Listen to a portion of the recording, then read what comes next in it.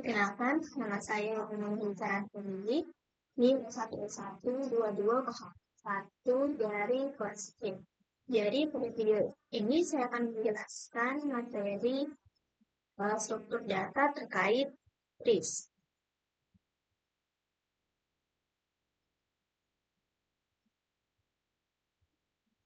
Nah, yang pertama untuk introduction.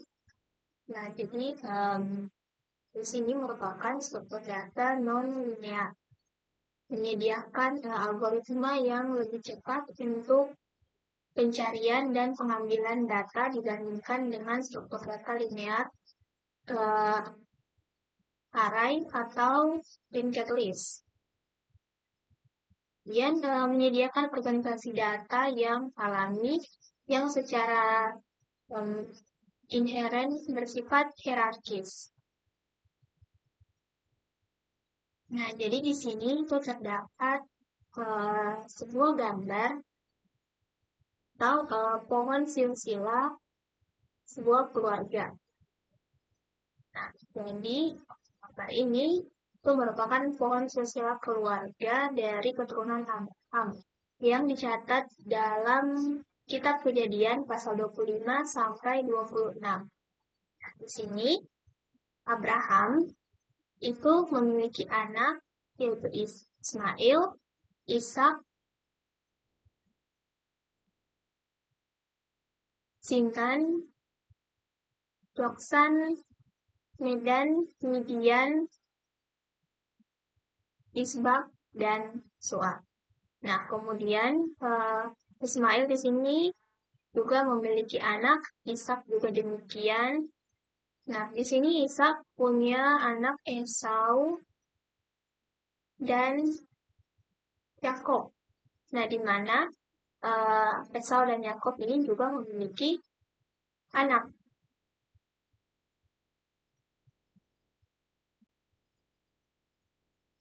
Nah, di sini kita masuk pada definisi dan sifat-sifat dari tree. Nah, jadi tree ini adalah tipe data abstrak yang menyimpan elemen secara hierarkis.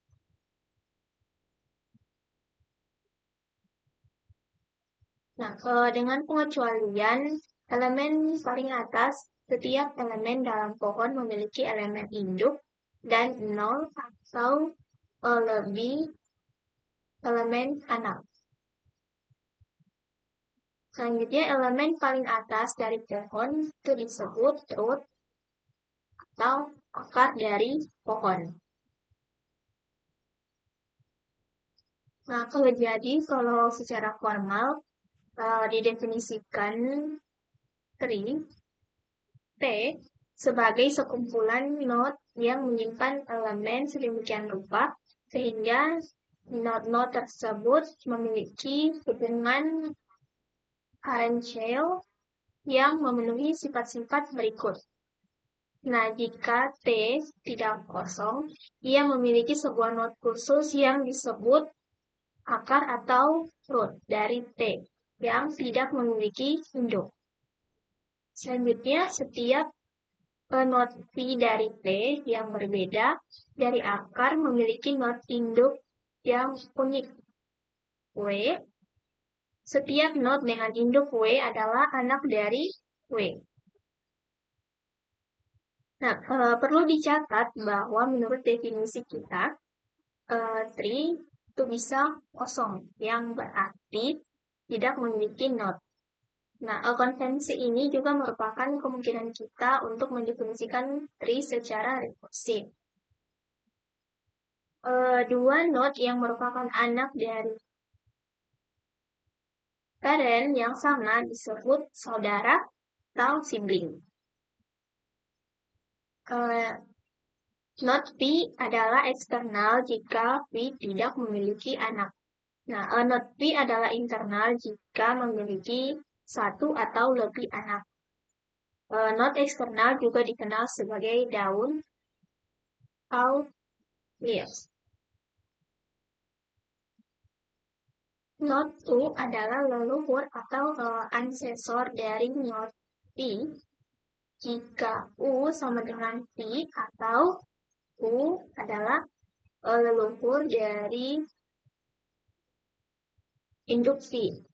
Nah, sebaliknya, kita mengatakan bahwa not P adalah keturunan atau descendant dari not U jika U adalah ancestor dari P.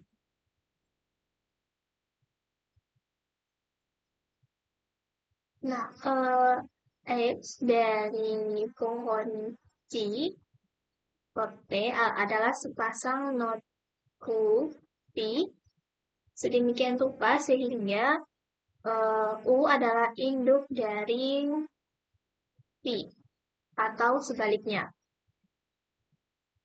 Path atau jalur dari T adalah sebuah urutan not sedemikian rupa sehingga dua not berurutan dalam urutan tersebut membentuk sebuah edge. Nah, contohnya itu bisa dilihat pada gambar ini. Nah, di mana untuk jalurnya itu dari CS252, kemudian ke project, selanjutnya ke demos, dan akhir market. Coordinate tree atau pohon terurut ini adalah sebuah adalah pohon yang memiliki urutan linear yang bermakna di antara anak-anak setiap node. Nah, di sini itu ada contoh pohon terurut yang terkait dengan sebuah buku. Nah, kemudian di sini ada inheritance hierarchy yang menggambarkan berbagai abstraksi dan implementasi dari struktur data tree.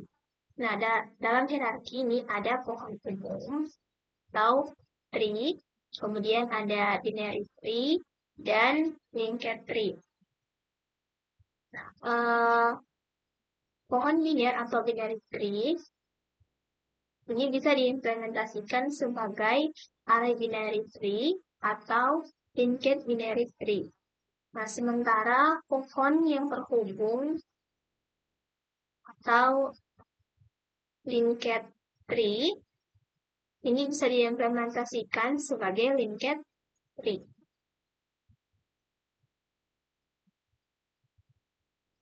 Nah, selanjutnya ada structured data tree. Nah, jadi di sini didefinisikan ADT tree itu menggunakan konsep posisi sebagai abstraksi untuk node dari sebuah pohon.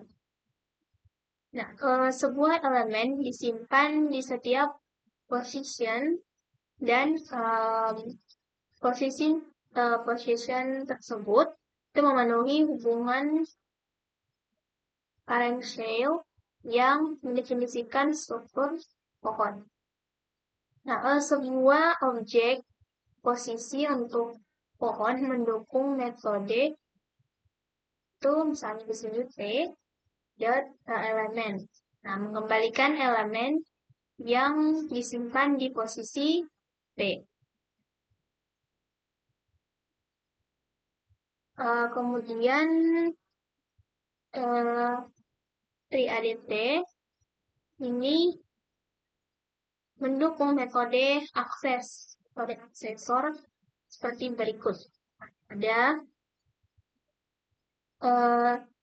T-root, yaitu mengembalikan posisi dari akar pohon T atau non jika T kosong.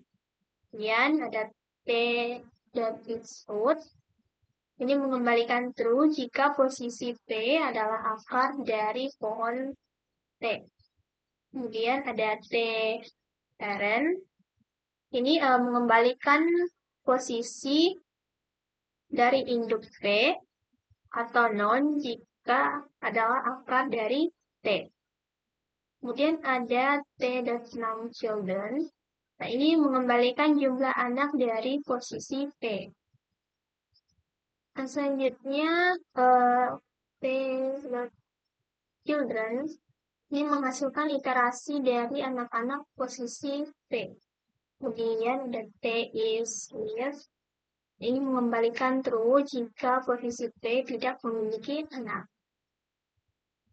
Len untuk mengembalikan jumlah posisi dan dengan demikian elemen yang terkandung dalam pohon T. T is empty ini mengembalikan true jika pohon T tidak mengandung posisi apapun. Berikutnya T dot position ini menghasilkan iterasi dari semua posisi dalam pohon T. Nah, terakhir di sini ada dot menghasilkan iterasi dari semua elemen yang disimpan dalam pohon T.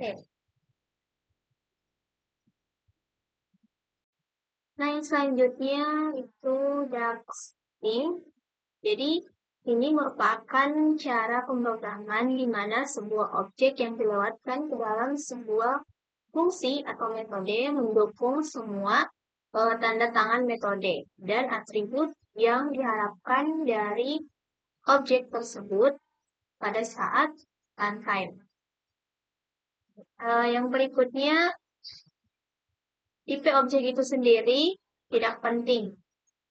Sebaliknya, objek yang mendukung semua metode atau atribut yang dipanggil padanya.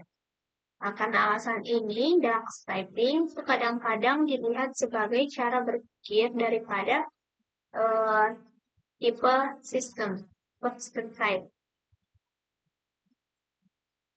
Nah, jadi dalam Dux typing kita tidak mendeklarasikan tipe argumen dalam prototype fungsi atau metode. Ini berarti bahwa compiler tidak dapat melakukan pengecekan tipe. Nah, yang benar-benar penting adalah apakah objek memiliki metode atau atribut tertentu pada saat runtime. Ini berasal dari pepatah, jika ia berjalan seperti bebek, beranak seperti bebek, dan bersuara seperti bebek, maka kemungkinan besar itu adalah bebek. Nah, bahkan entitas dari sebuah bebek, tetapi berperilaku seperti bebek dapat dianggap sebagai bebek karena penekanan pada perilaku.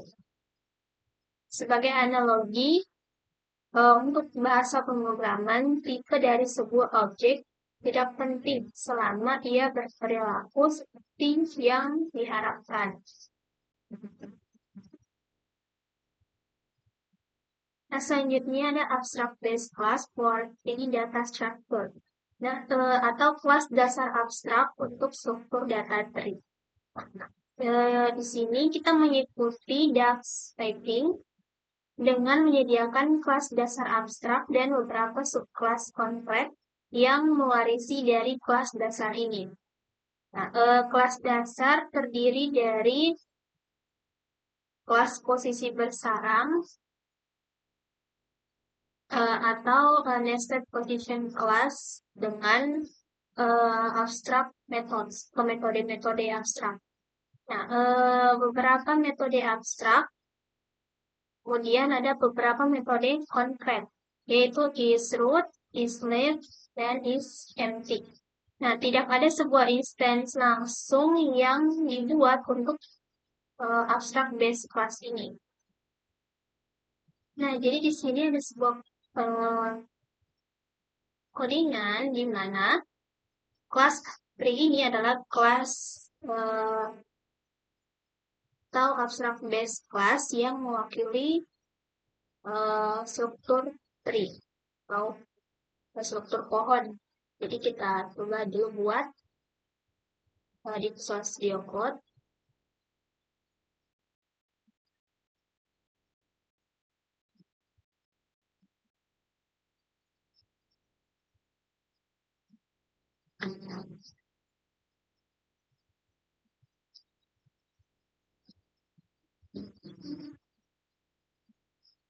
Nah, selanjutnya di sini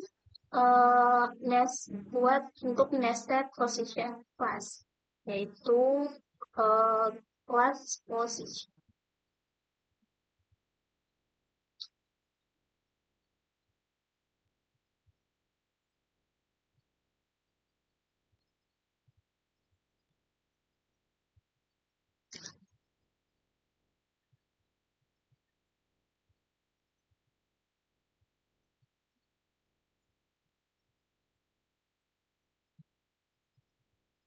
Nah, jadi class position ini suatu abstraksi yang mewakili lokasi dari sebuah elemen tunggal.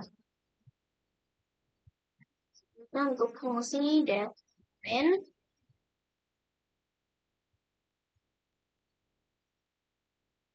jadi ini akan mengembalikan elemen yang disimpan pada posisi ini.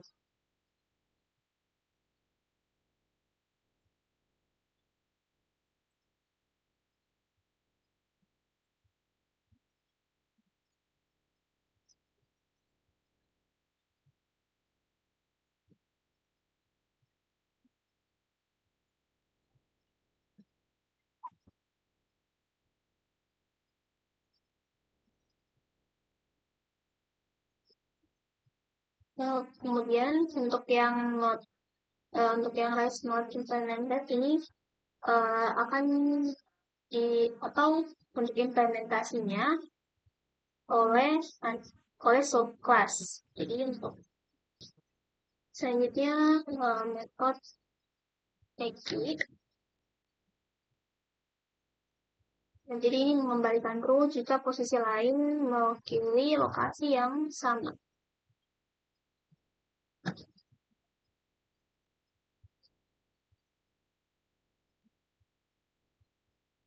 Kemudian ini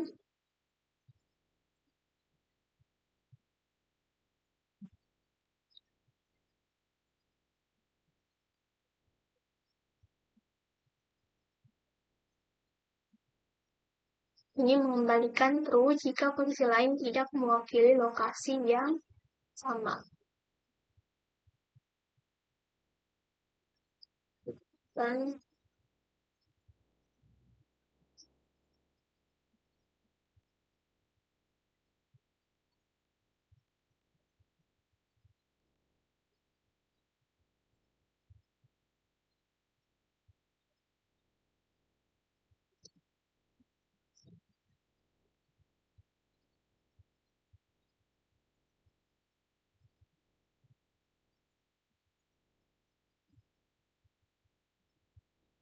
nah selanjutnya untuk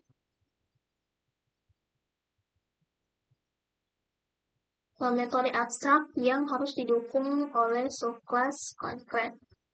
Sini get menurut self. Nah, jadi ini untuk mengembalikan posisi yang mewakili akar pohon atau root non jika kosong.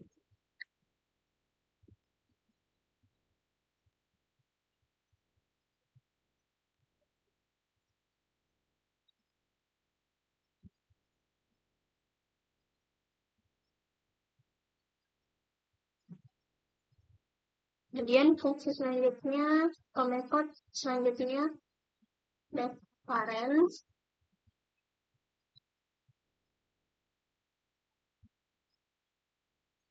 Nah, ini untuk mengembalikan posisi yang mewakili parent atau orang tua dari T.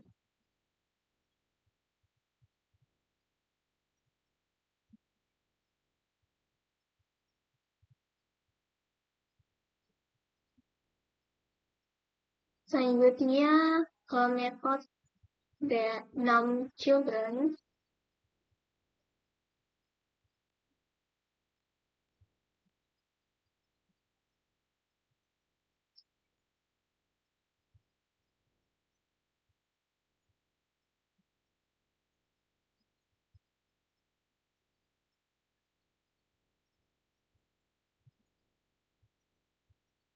Nah, jadi ini untuk mengembalikan jumlah anak yang dimiliki posisi T.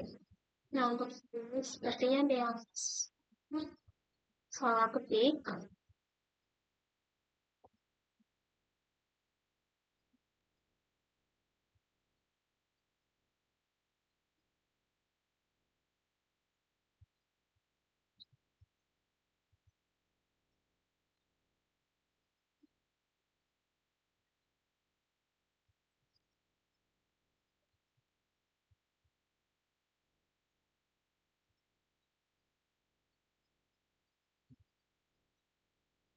Nah, selanjutnya untuk metode Jordan,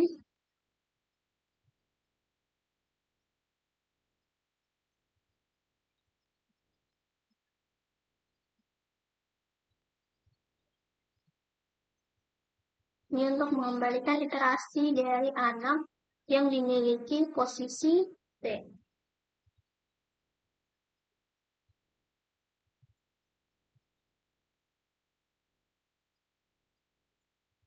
Kemudian fungsi lens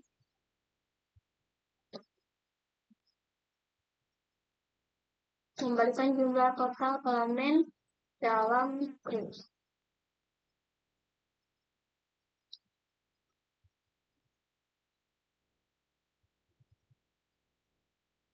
Nah, yang berikutnya untuk metode-metode konkret yang diimplementasikan dalam kelas ini. Seperti itu metode Listud,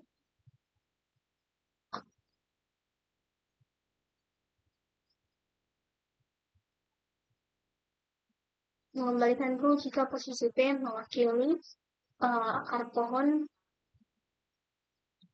dan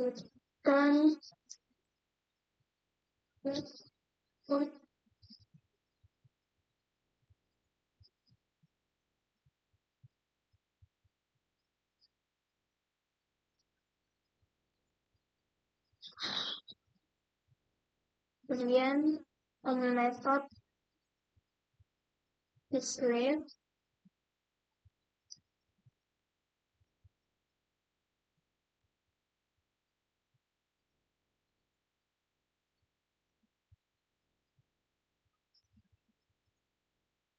mengembalikan true jika posisi P tidak memiliki anak.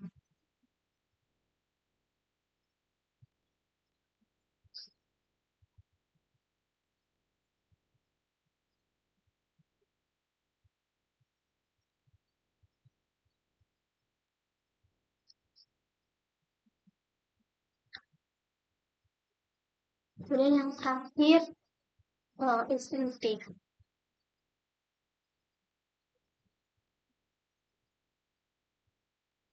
Mengembalikan true jika pohon kosong.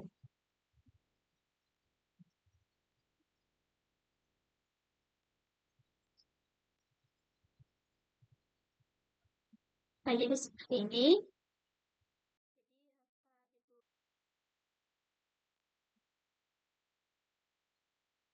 Yaitu computing depth atau menghitung kedalaman.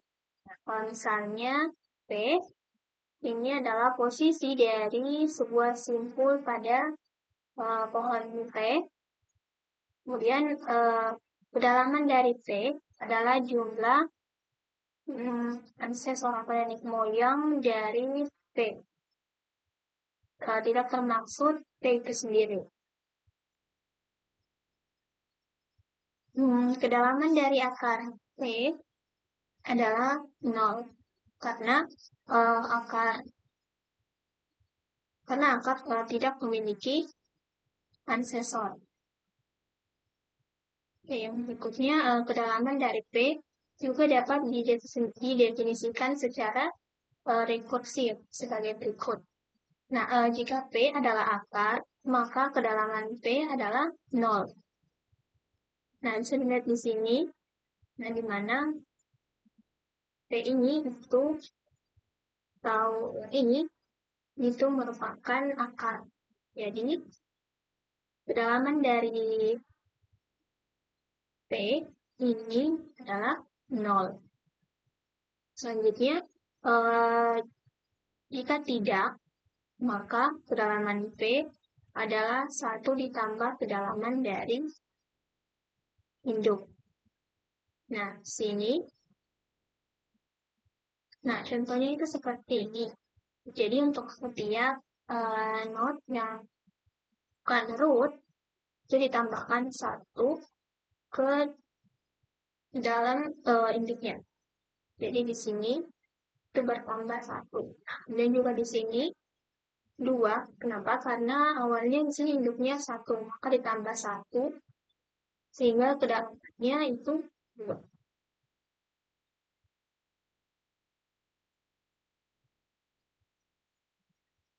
Nah, di sini itu terdapat kode untuk di mana fungsi dari plot ini mengembalikan jumlah level yang memisahkan posisi P dari akar.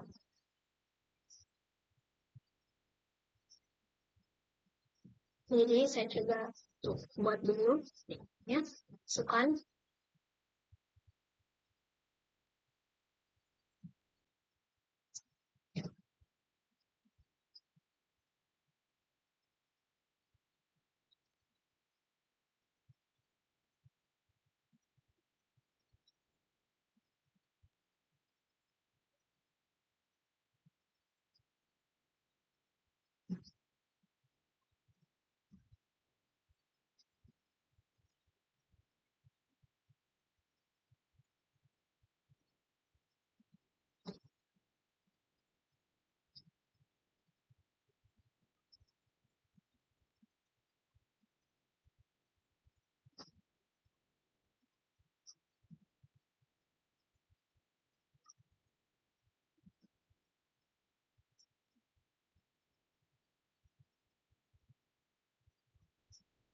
Nah, jadi di sini waktu eksekusi atau running time dari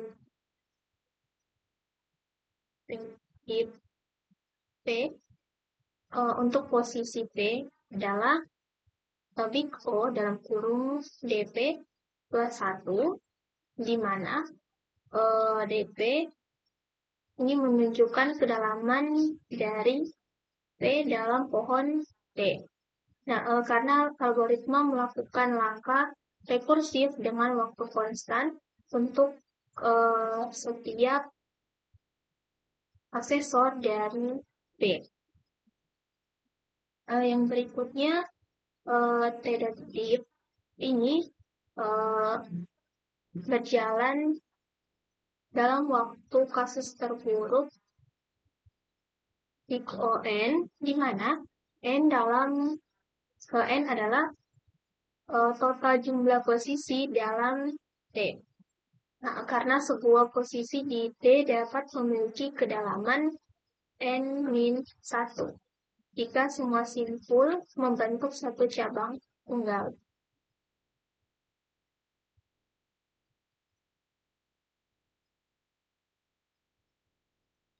Dan di sini kita lihat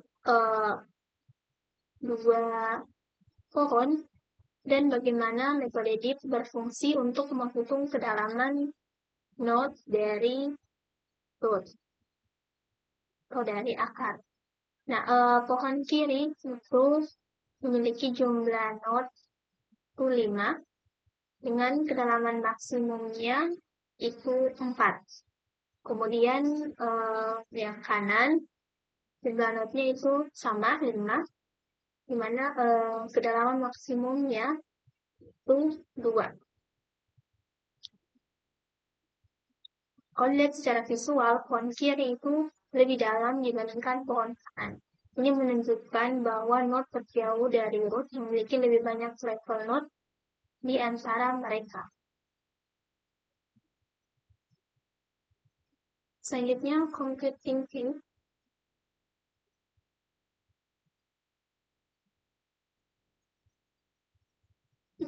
Tinggi dari sebuah posisi P dalam pohon P juga didefinisikan secara rekursif. Nah, jika P adalah daun, valid, maka tinggi dari P adalah 0. Nah, jika tidak, maka tinggi dari P adalah satu lebar besar dari tinggi maksimum di antara anak-anak P. Selanjutnya, tinggi dari sebuah pohon non-empty P adalah tinggi dari akar P. Nah, proposisi yaitu tinggi dari sebuah pohon non-empty P sama dengan maksimum dari kedalaman posisi daunnya. Nah, di sini tuh terdapat dua implementasi untuk menghitung tinggi. Nah, di sini yang pertama ada underscore head 1, yaitu yang memanggil algoritma DP pada setiap posisi daun T dan menghasilkan kompleksitas waktu ke kasus terburuk yaitu bit ON kuadrat. Nah, yang kedua itu ada underscore head 2 P itu memanggil dirinya sendiri secara rekursif untuk memberikan kompleksitas waktu linear atau bit ON. Nah, di sini untuk lebih jelas pada gambar, jadi ada sebuah pohon dengan beberapa not dan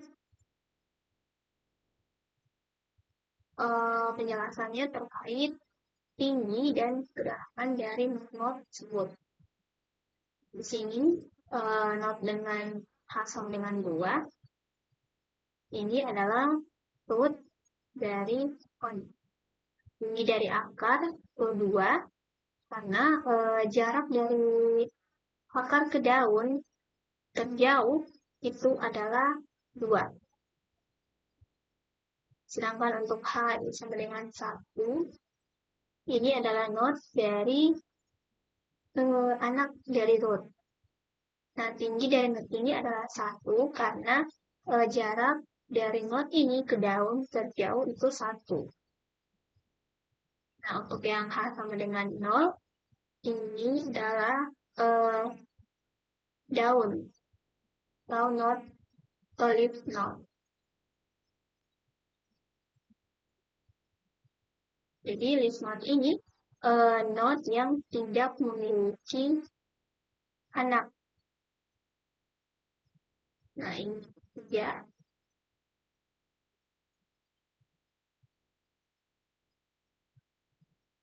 Oke, nah di sini untuk H-nya sama dengan 0.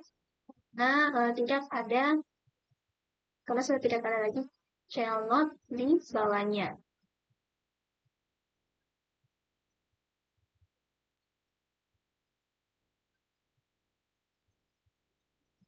Nah, di sini misalnya N jumlah posisi di dalam tree pohon dan misalkan ada L posisi daun.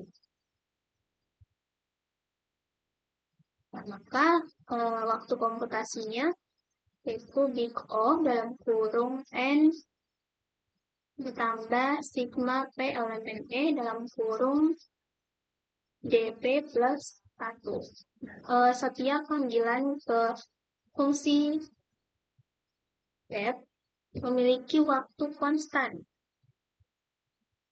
Itu di O kurung DP plus 1. Yang dalam kasus terburuk bisa N kurang 1 atau di ON.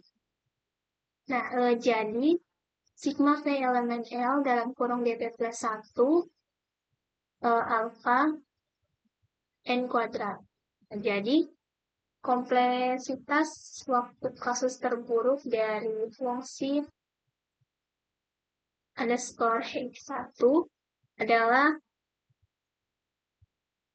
di O dalam kurung N plus N kuadrat Ini sama dengan O di O dalam kurung N kuadrat. Nah, jadi ini fungsi X1 yaitu mengembalikan tinggi pohon, tetapi waktu terburuknya adalah di ON kuadrat.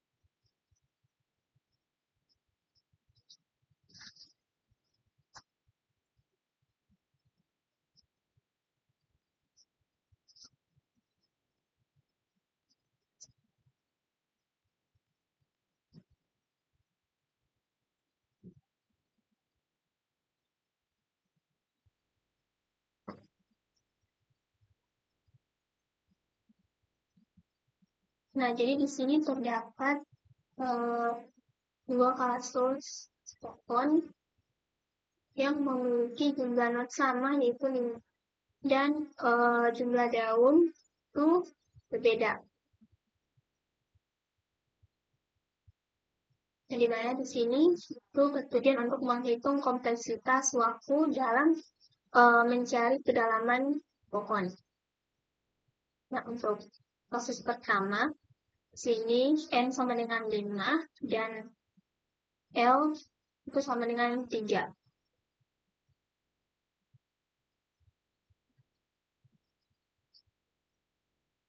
Nah, nilai C di sini untuk setiap not dihitung sebagai 1, ditambah dengan kedalaman dari not tersebut.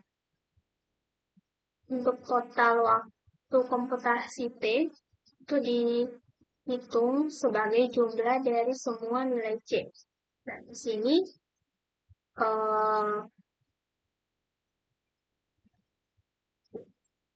nilai T itu sama dengan 13, menunjukkan bahwa kompleksitas waktu dalam kasus ini adalah big O N kuadrat. Nah, ini karena di sini untuk nilai T itu harus lebih kecil atau sama dengan dari 5 kuadrat. Nah, T ini adalah kompleksitas waktunya yaitu big O N kuadrat. Nah, untuk kasus yang kedua, di sini jumlah notnya itu 5 dan jumlah daun 1. Nah, untuk kedalaman di setiap kedalaman dihitung untuk setiap not. Nilai C untuk setiap not itu dihitung sebagai 1, kemudian ditambah dengan kedalaman dari not tersebut. Nah, total waktu komputasi T dihitung dari semua nilai C. Nah, di sini T-nya itu sama dengan 10. Bukan bahwa kompleksitas waktu dalam kasus ini juga adalah di N kuadrat. O N kuadrat.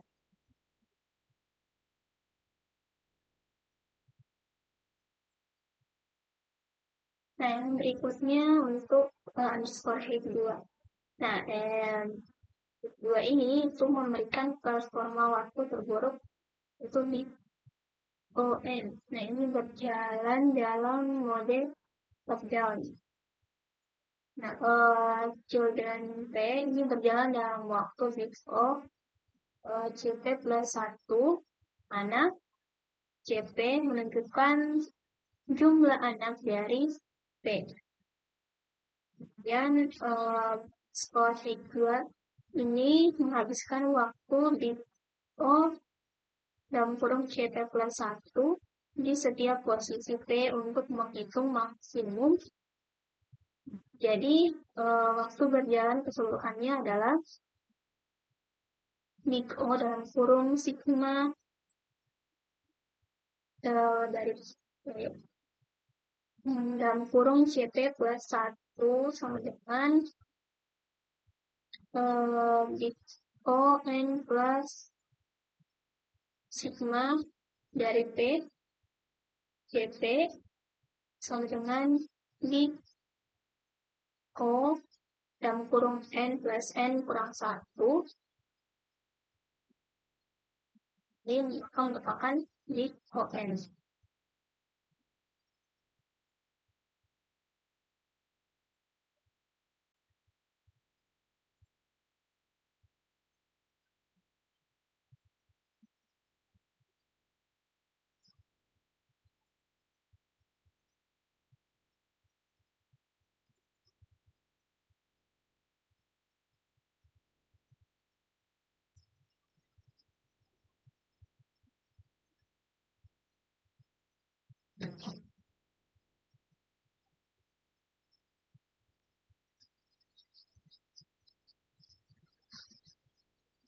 Jadi ini untuk mengembalikan tinggi pohon waktu linear adalah waktu adalah linear ya kurang suku.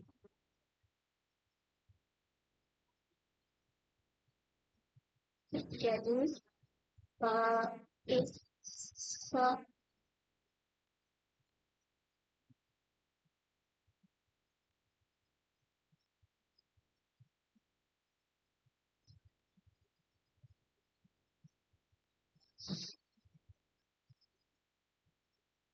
nah jika posisi P itu adalah daun, maka tinggi dari P adalah 0. Kan? Maka akan dihitung tinggi dari setiap anak P. Kemudian ambil terbesar dan tambahkan 1 untuk posisi P itu sendiri.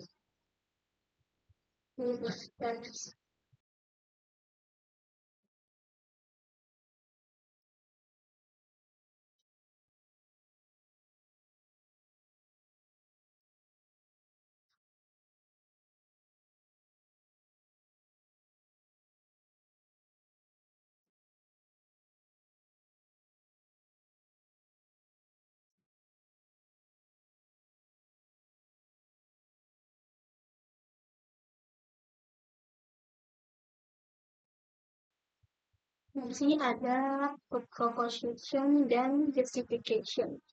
Proposition di sini biarkan T menjadi pohon dengan N posisi dan biarkan CT menunjukkan jumlah anak dari posisi P dari T. Kemudian menjumlahkan posisi dari T.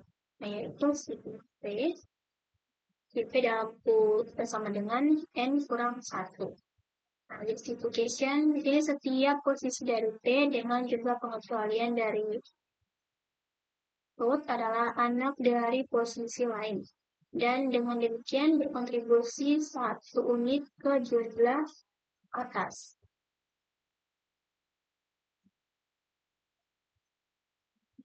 Selanjutnya ini kita fungsi kometrik untuk mengembalikan tinggi subtree yang berakar di posisi P. Jika P adalah non, maka akan dikembalikan dari seluruh pohon.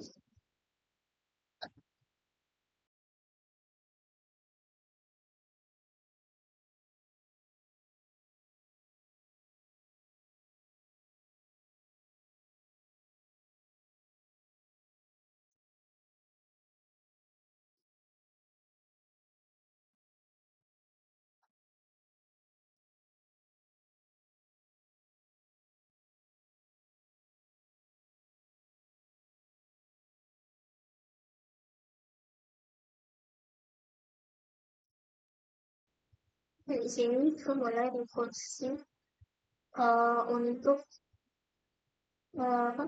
underscore head 2.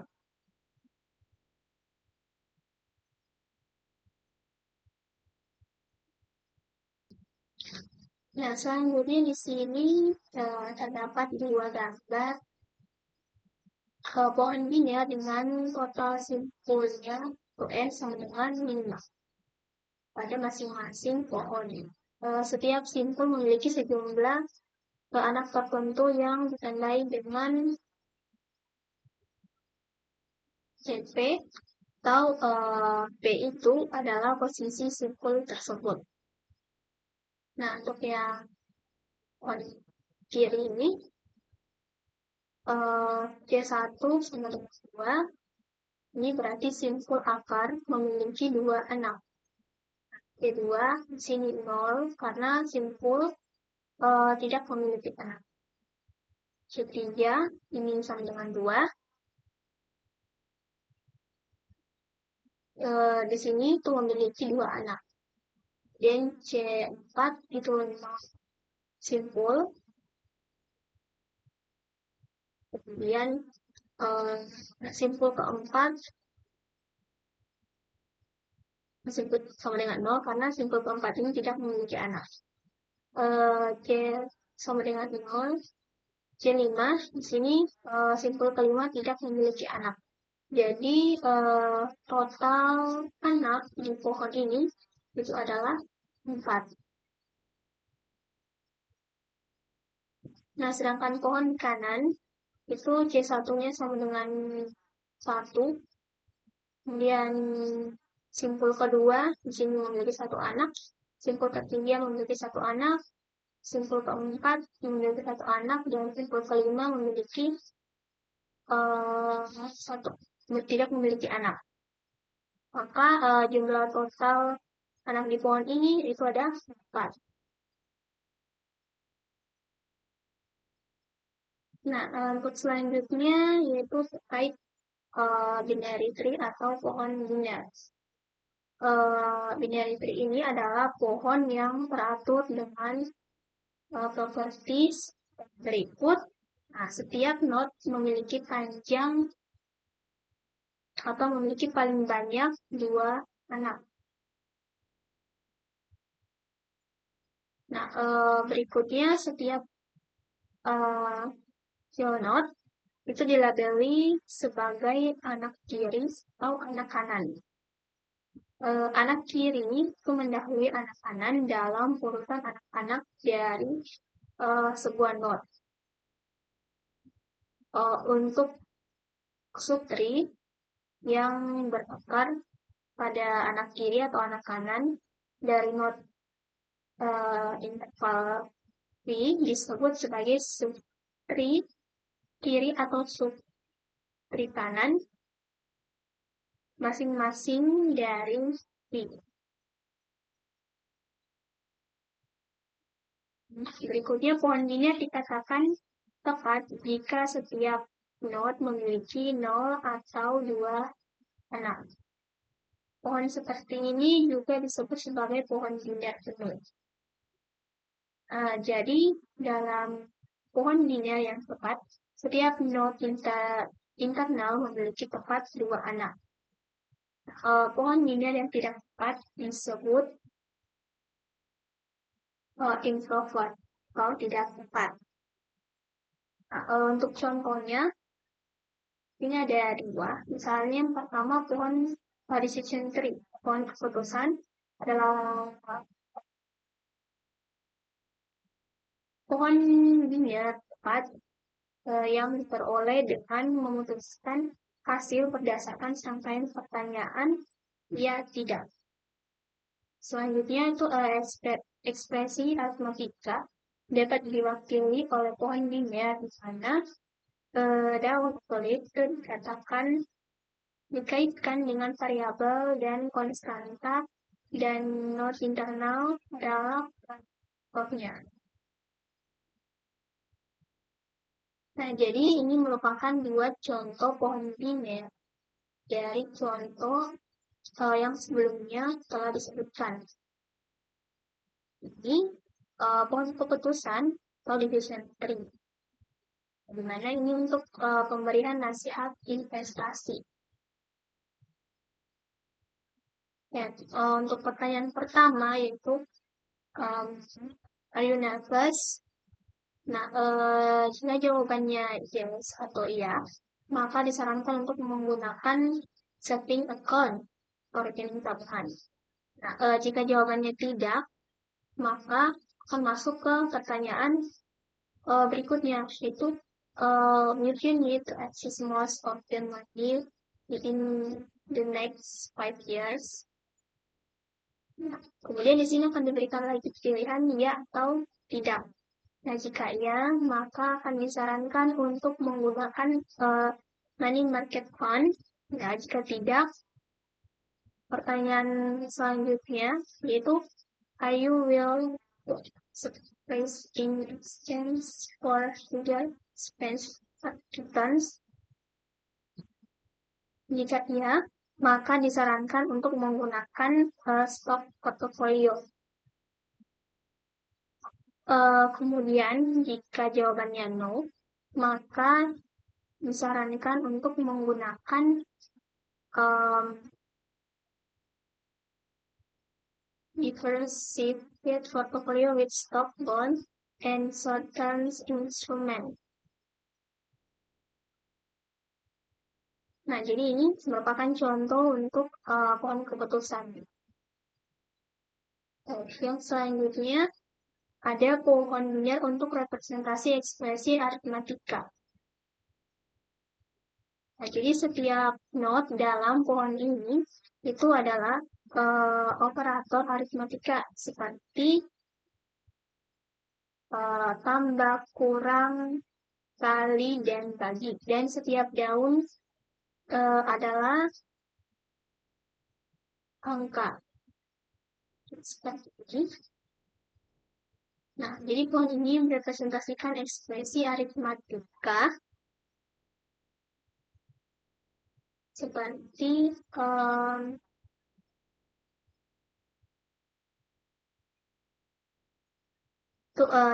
ditambah 1, kemudian dikali dengan 3. Nah, selanjutnya dibagi dengan 9 dikurang 5 ditambah 2.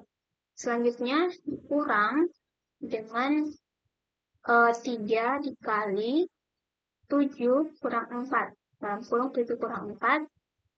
Selanjutnya ditambah dengan 6. Nah, jadi demikian contoh untuk representasi pada pohon linear. Selanjutnya definisi rekursif dari binary tree. Nah, jadi sebuah binary tree adalah kosong atau terdiri dari sebuah node R yang disebut root atau akar dari T. Nah, yang menyimpan sebuah elemen. Sebuah binary tree jadi juga mungkin kosong yang disebut subtree kiri dari T. Dan sebuah binary tree mungkin kosong yang disebut subtree kanan dari T. ADT binary tree. Jadi sebagai tipe data abstrak, sebuah binary tree adalah spesialisasi dari tree yang mendukung 3 metode akses tambahan, yaitu left, T, mengembalikan posisi yang mewakili anak kiri dari T atau non jika T tidak memiliki anak kiri. Kemudian right T itu mengembalikan posisi yang mewakili anak kanan dari T atau non jika tidak memiliki anak kanan. Kemudian siblings T yang mengembalikan posisi yang mewakili saudara dari T atau non jika tidak memiliki saudara sibling. Nah, berikutnya yaitu implementasi ada abstract base class pohon linear. Nah, di sini kelas binary tree itu masih bersifat abstrak.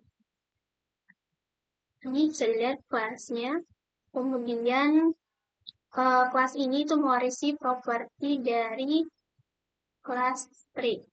Itu seperti Karen, kemudian is, lead, root, dan lain-lain. Kemudian di sini menyediakan dua deklarasi untuk dua metode abstrak baru, yaitu let's say, write P dan siblings.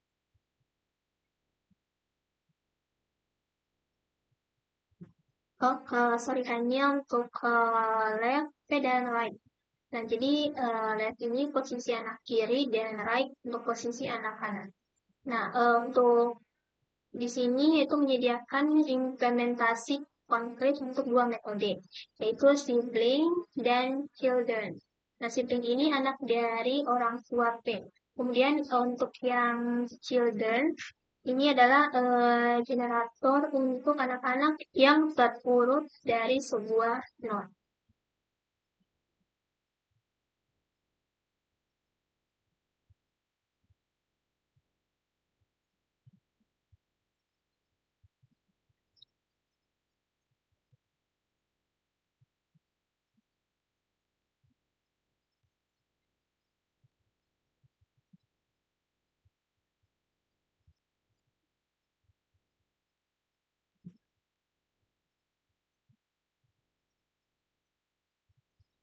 Nah, jadi kelas engineering adalah turunan dari kelas tree, kelas dasar abstrak yang merepresentasikan struktur dan struktur pohon binario.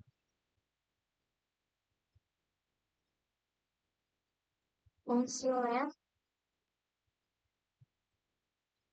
itu memberikan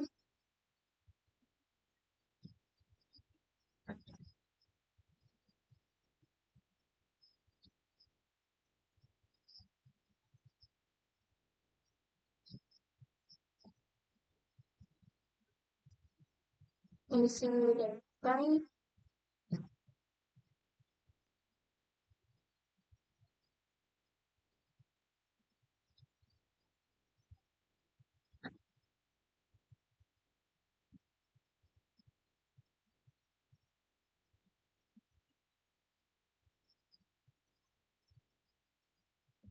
untuk selanjutnya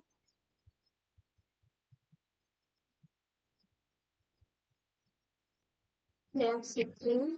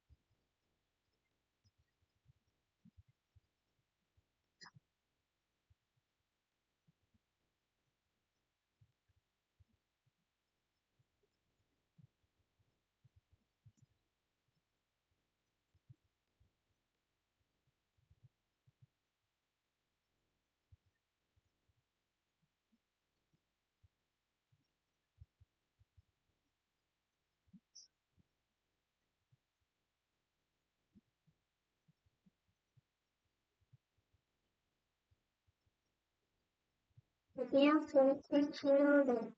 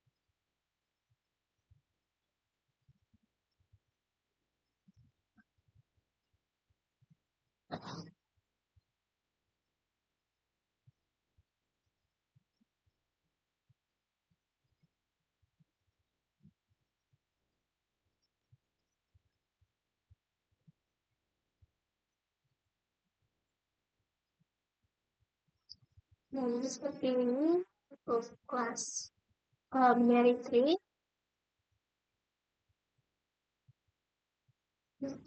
Selanjutnya properti dari pohon biner. Nah, di sini disebut untuk menyebut kumpulan semua node dari pohon T pada kedalaman yang sama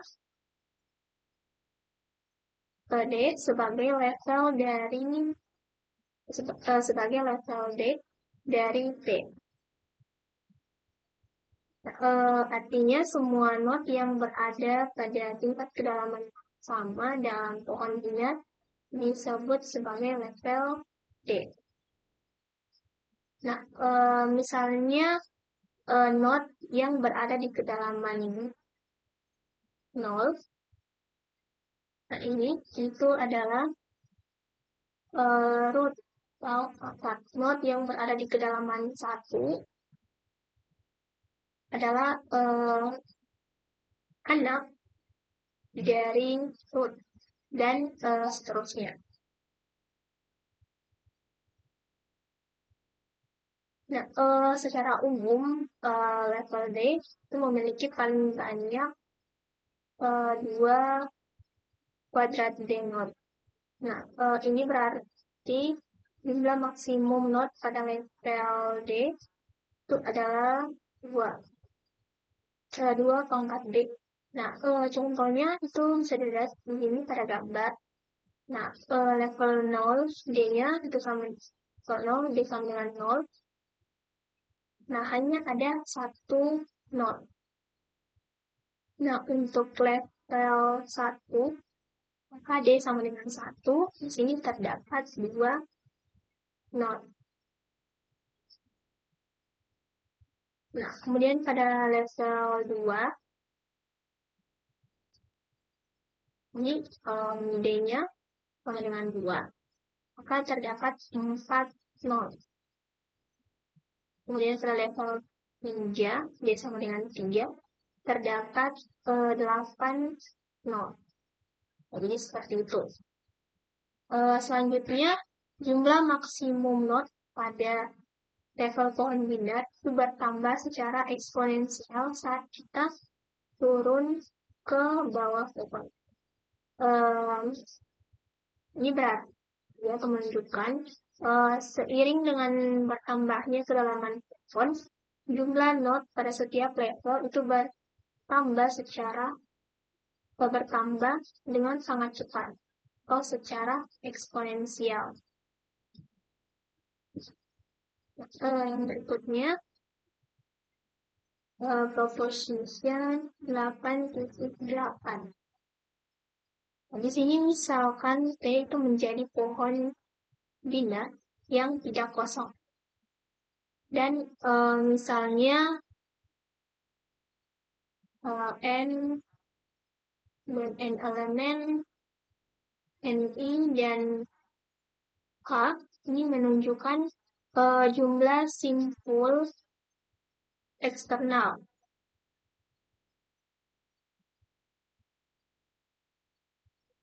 Menunjukkan jumlah simpul eksternal dan jumlah simpul internal dan tinggi dari T. Nah, masing-masing maka T memiliki sifat seperti berikut. Nah, di sini yang pertama ini menunjukkan bahwa jumlah simpul N dalam pohon biner pada pohon biner yang tidak kosong berada dalam rentang H plus 1 hingga 2 pangkat H plus 1 kurang 1. Selanjutnya yang kedua, di sini jumlah simpul eksternal atau NE ini berada dalam rentan 1 hingga 2 kuadrat. Nah, kemudian yang ketiga, ini jumlah simpul internal NI itu berada dalam rentang dari H sampai 2 kuadrat H dikurang 1. Oh, sorry. 2 pangkat H dikurang 1. Nah, selanjutnya yang keempat, ini berarti tinggi pohon H ini berada dalam rentang log n plus 1 kurang 1 sampai n kurang 1.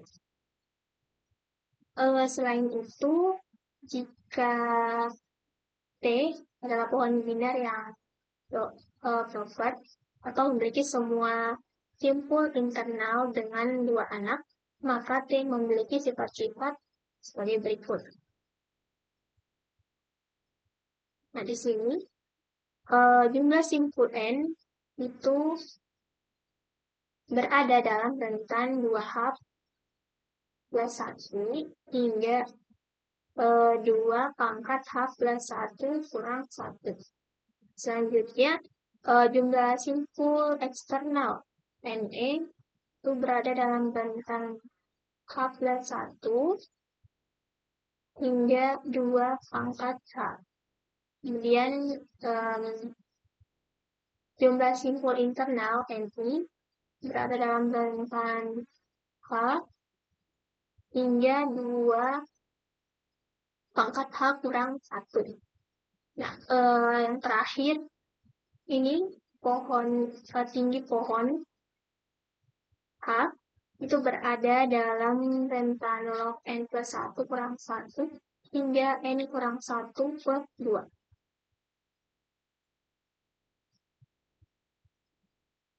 Proposition 8.9. Ini dalam pohon bina proper yang tidak kosong dengan ME eksternal, simpul eksternal, dan N ini simpul internal, kita memiliki NE sama dengan N1 plus 1. Di sini untuk spesifikasi membuat 2 tumpukan yang kurang 1 untuk simpul eksternal dan 2. Jadi di sini kita membuat 2 tumpukan, 1 untuk simpul eksternal dan 1 lagi untuk simpul internal. Nah, kasus pertama, jika T memiliki 1 simpul T, maka P dimasukkan ke dalam tumpukan eksternal dan tidak ada untuk simpul internal. Kasus kedua, jika T memiliki lebih dari 1 simpul, kita menghapus sepasang, jadi 1 simpul eksternal dan 1 simpul internal pada satu waktu. Nah, jadi pada akhirnya hanya 1 simpul yang akan tersisa dan itu akan menjadi simpul eksternal. Di sini hubungan di atas tidak berlaku secara umum untuk pohon binar yang tidak proper dan pohon non-binar. Nah, jadi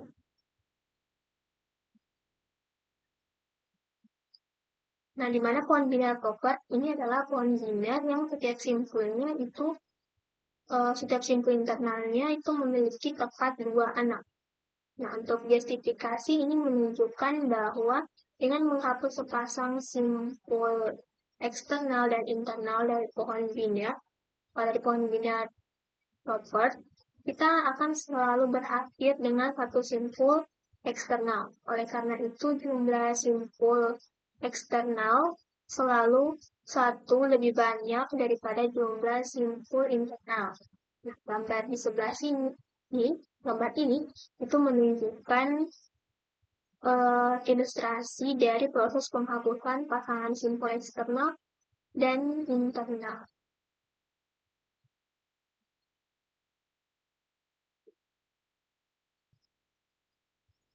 Nah, yang selanjutnya kita masuk pada bagian implementasi dari link.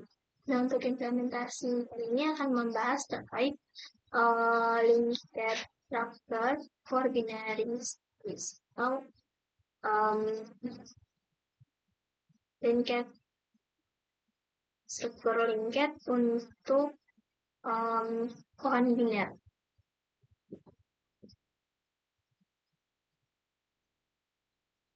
Nah, jadi linked struktur untuk kohan biner itu setiap node menyimpan referensi ke hal-hal berikut, seperti elemen yang disimpan pada posisi P, kemudian node anak kiri, node anak kanan, dan node induk. Nah, pohon T ini menyimpan dua variabel, yaitu variabel untuk menyimpan referensi ke node card dan variabel size yang mewakili jumlah total node dari T. Nah, gambar A ini adalah ilustrasi untuk sebuah simpul node dalam pohon biner. Mana komponennya itu ada parent, type, element, dan lain. Nah, untuk yang B ini adalah representasi dari pohon biner yang lebih kompleks dengan beberapa simpul.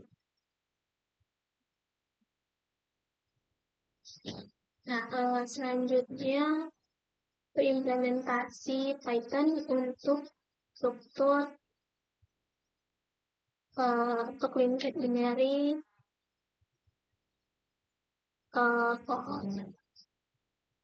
linked binary tree structure.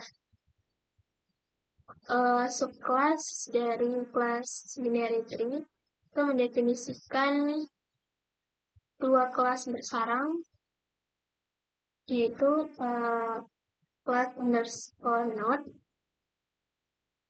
yang tidak dimodifikasi untuk merepresentasikan node. Kemudian ada kelas position yang dipublikasikan dan mendukung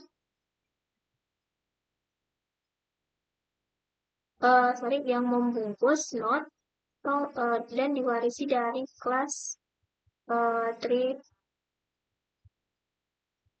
dari kelas binary tree position.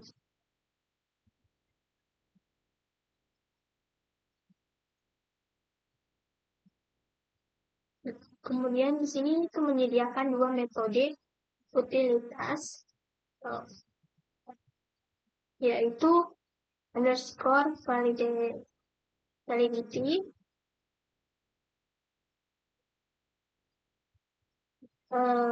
untuk memeriksa validitas posisi yang diberikan dengan akurat saat membukanya. Kemudian ada metode underscore make position. Ini untuk membungkus sebuah node sebagai posisi untuk dikembalikan kepada pemanggil. Nah, untuk operasi yang diperbaharui pohon biner, linked binary tree, itu ada add root, add left, add right, replace, delete, dan attack.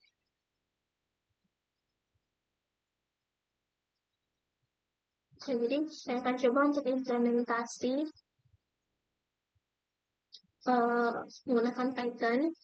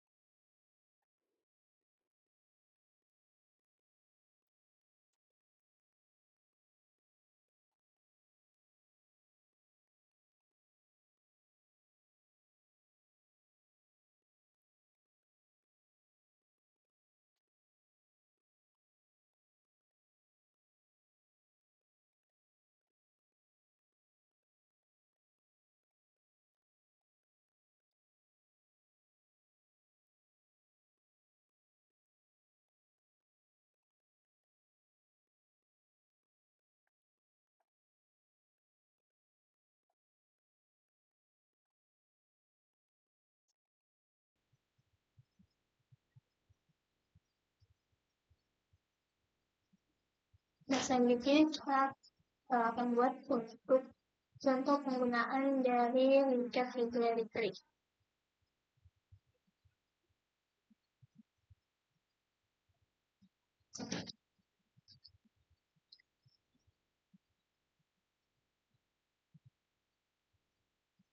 Nah, jadi di sini yang pertama kita akan menambahkan rules dengan elemen confidence.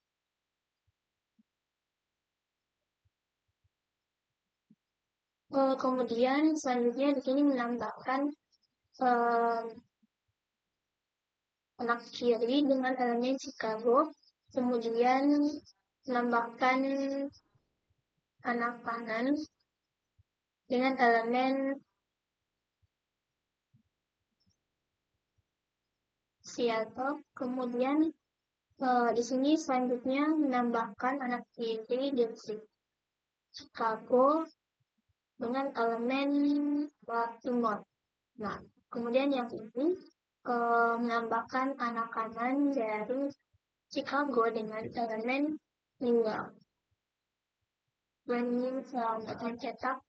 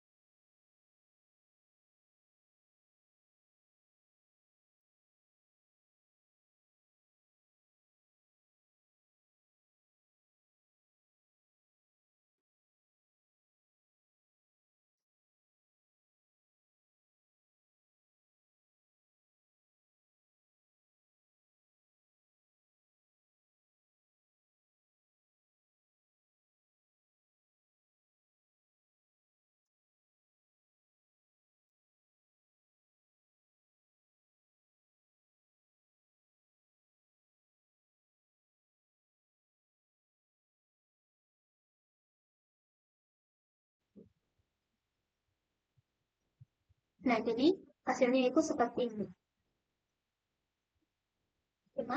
Jadi sudah sama ya.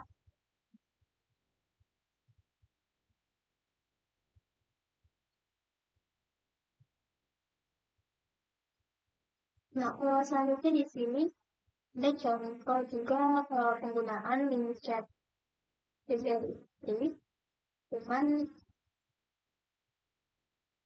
matematika.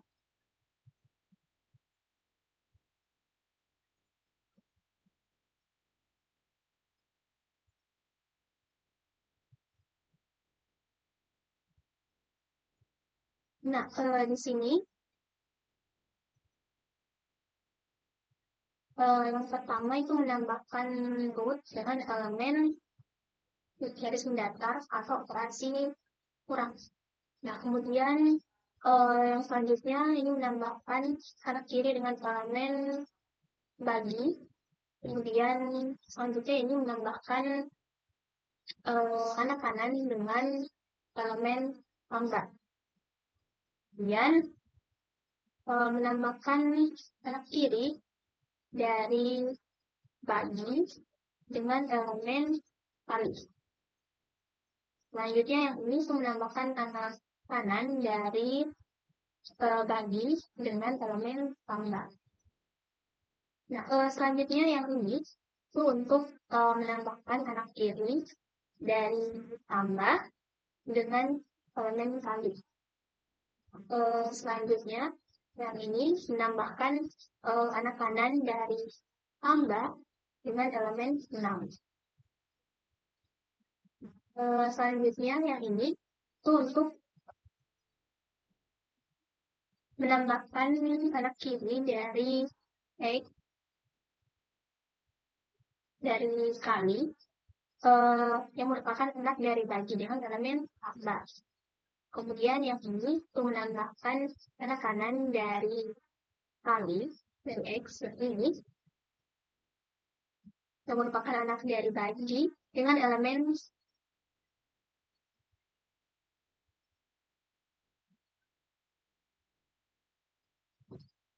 3.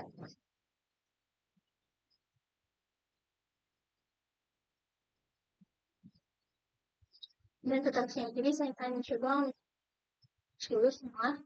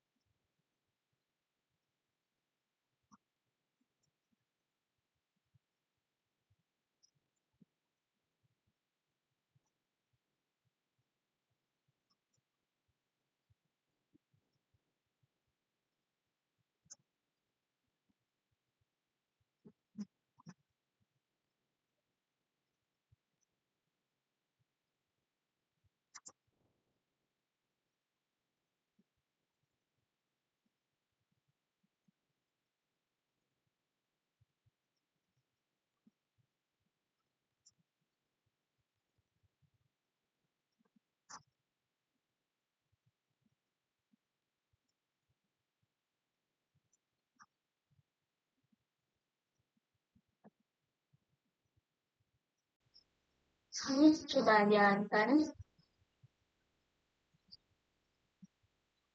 Jadi hasilnya seperti ini. Tidak sama dengan yang ada di slide.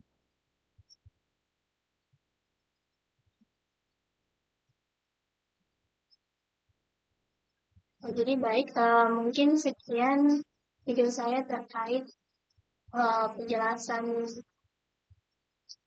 materi ini. Lebih kurangnya mohon dimaafkan. Terima kasih.